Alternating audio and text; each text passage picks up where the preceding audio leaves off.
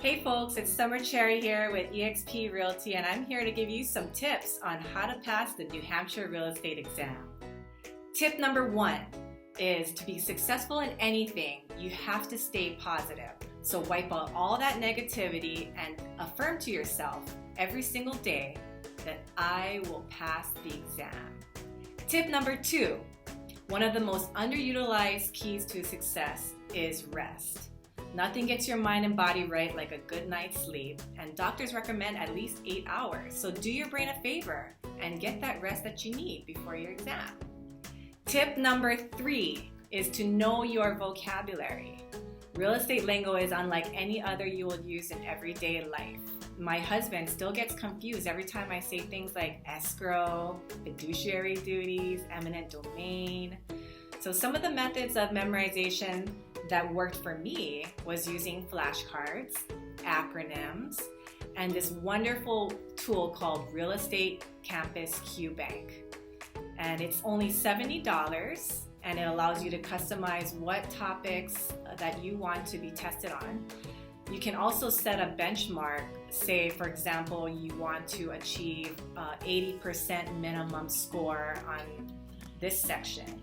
And say you don't get 80%. Well, you can focus more time on that section, knowing that you have your weak points and your strengths.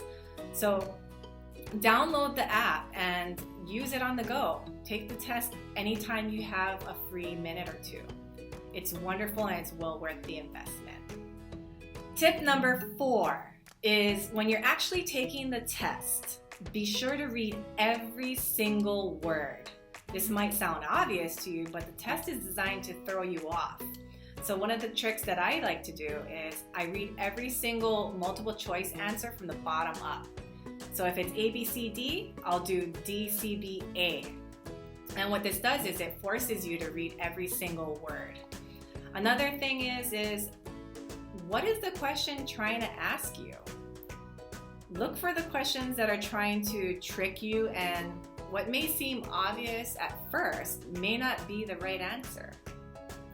Another thing is don't rush. This test isn't cheap, so don't waste your hard-earned money only to rush through the exam and self-sabotage your chance of passing. You get 2.5 hours for the national portion, and then you get 90 minutes for the state portion. And the state portion is a little bit trickier. Tip number 5, if you're not sure about a question, just skip it. You can always go back to it later.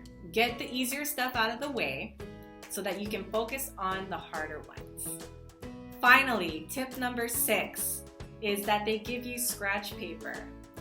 Now, what I like to do is when I sit down for the test, I will put down my start time and my end time.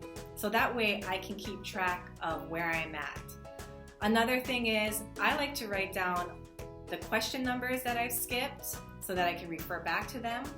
And I'll write down what math formulas, I'll write down any notes that are fresh in my head.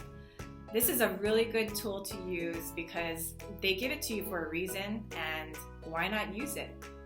All right, folks, so that's all the tips that I have for you today. I hope they're extremely helpful because they helped me and I passed the exam. But if you need more information, just email me at summer.cherry@exprealty.com. Good luck with the exam!